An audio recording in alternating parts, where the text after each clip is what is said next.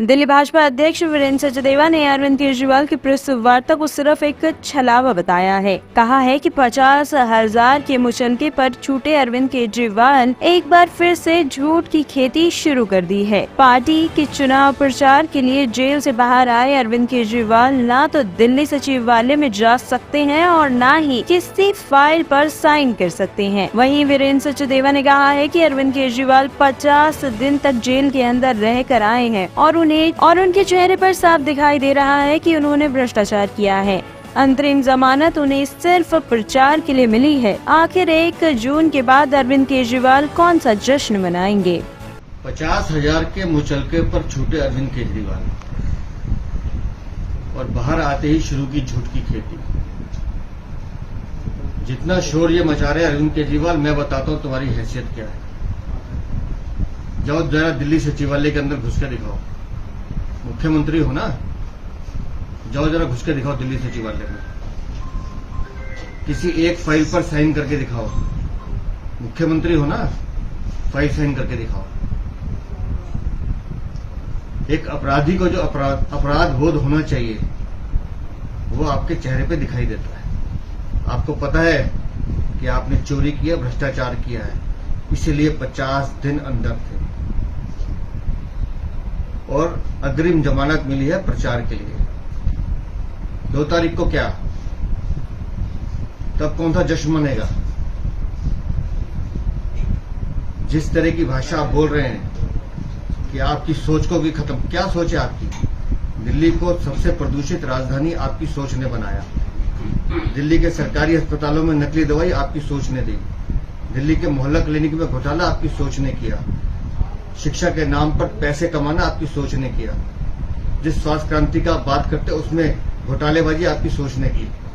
और सबसे बड़ी सोच आपकी शराब का घोटाला है। दिल्ली के युवाओं को नशे में धकेलने का काम आपके शराब घोटाले ने किया। भ्रष्टाचार आपकी सोच है। भ्रष्टाचार की जननी है आम आदमी पार्टी और उस भ्रष्टाचार से लड़ने के लिए भारतीय जनता पार्टी का एक ही कार्यकर्ता तैयार है। आप जितना शोर मर्जी मना लें, दिल्ली की जनता जानती है कि अरविंद केजरीवाल आपने चोरी किया, भ्रष्टाचार किया और दिल्ली की 7 सीटों पर भारतीय जनता पार्टी की कार्यकर्ता अपने दमखम से और दिल्ली की जनता के आशीर्वाद से कमल का फूल खिलाएंगे। केजरीवाल ने कहा है कि अगर बीजेपी आ गई तो लोकतंत्र खत्म हो जाएगा, सारे विपक्ष के नेता जेल में डाल दिए जाएंगे। ये लोकतंत्र है ना कि 50 दिन जेल में रहने के बाद भी दिल्ली को एक ऐसा मुख्यमंत्री मिला है जो एक फाइल साइन नहीं कर सकता।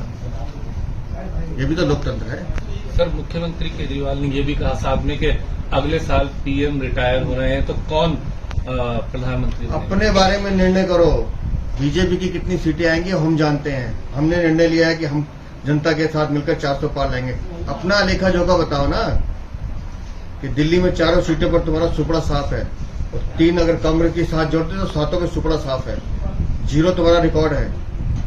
अपनी जवाबदेही तय नहीं कर रहे, दूसरे दलों पर उंगली उठाने का काम कर रहे। दूसरी बात उन्होंने कही कि उत्तर प्रदेश के मुख्यमंत्री योगी आदित्यनाथ को भी खत्म करने की कोशिश की जा रही है, जिस तरह से और बाकी बड़े लीडर्स को खत्म किया। अरविंद केजरीवाल, तुमने कहा तुम्हारे 4 टॉप लीडर जेल में थे। वो 4 टॉप लीडर नहीं, 4 भ्रष्टाचारी जेल में थे, जिसमें से अभी भी 2 हैं और 2 जमानत में बाहर हैं। पूर्ण राज्य का दर्जा देने की बात कह रहे हैं हमारी सरकार में, तो पूर्ण राज्य का दर्जा। दिल्ली को पूर्ण राज्य का दर्जा माननीय प्रधानमंत्री जी के नेतृत्व में भारतीय जनता पार्टी ही देगी। आज दिल्ली में 2 मेगा रोड शो करने वाले अरविंद केजरीवाल और इसी के साथ वो चुनावी मैदान। हम भी देखना चाहेंगे कि एक अपराधी को दिल्ली की जनता कैसे देखती है, क्योंकि चोरी तो इन्होंने की है और पैरोल पे छोटे आदमी कैसे जनता के बीच में जाते हैं। जनता को बताना पड़ेगा कि 50 दिन में क्यों आपके बीच में नहीं था, क्यों जेल में था। जवाब तो देना पड़ेगा। कह रहे हैं कि 220 सीटें बीजेपी की आएंगी, इससे ज्यादा सीटें नहीं। अपनी सीटों की गिनती गिने, कितनी सीटों पे चुनाव लड़ रहे हैं ये भी याद नहीं होगा।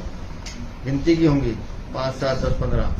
कितनी सीटों पे चुनाव लड़ रहे हैं अरविंद केजरीवाल, तय करें, बताएं कितनी सीटें आने वाली हैं। सर, कांग्रेस भी कह रही है कि जो भाजपा है वो हिंदू मुसलमान करके अपनी राजनीति चलाती है। प्रधानमंत्री जी का जो एक सूत्र 2014 से चल रहा है, सबका साथ, सबका विकास, सबका विश्वास और सबका प्रयास, तो देख रहे हैं। हमने अगर आवास योजना में मकान दिए तो किसी की जात और धर्म नहीं देखा। हमने अगर उज्ज्वला सिलेंडर दिए तो किसी की जात और धर्म नहीं देखा। हमने अगर विकास के एक्सप्रेसवे हाईवे बनाया तो उसमें ये नहीं पूछते कि ये हिंदू जाएगा या मुसलमान जाएगा। जिन लोगों को धर्म की राजनीति करनी है, जाति लिंग की राजनीति है, वो करते हैं। टॉप स्टोरी ब्यूरो के लिए दिल्ली से रवि डालमिया की रिपोर्ट।